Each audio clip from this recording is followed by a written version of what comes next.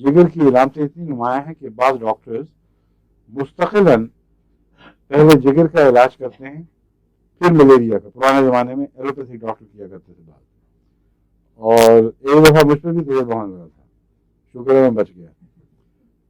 हमारे डॉक्टर साहब थे मरहूम, बहुत मुखलिस बुजुर्ग, एक मुझे मलेरिया के हमले हुआ करते थे ना बहुत पुराने ज़माने में। तो डॉक्टर साहब ने कहा कि मैं आपको एक नुस्खा देता हूँ, आप शौक ज़रूर इस्तेमाल करें, बिल्कुल मलेरिया पीछा छोड़ देगा, मगर सारे दांत निकल जाएंगे।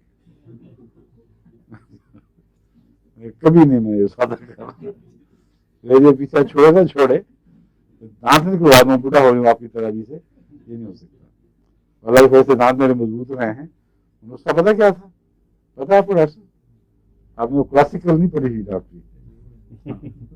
कैमोमिल्ला, कैमोमिल्ला होम्योपैथिक नहीं, असल पाउडर, खट्टी सी चीज होती है पुड़िया है।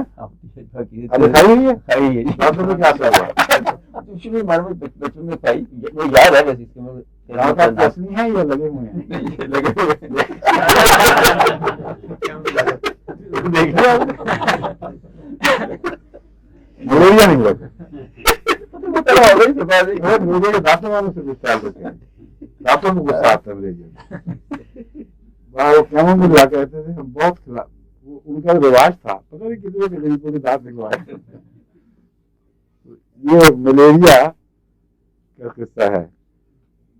और पहले जमाने में इसी तरह इलाज होता था।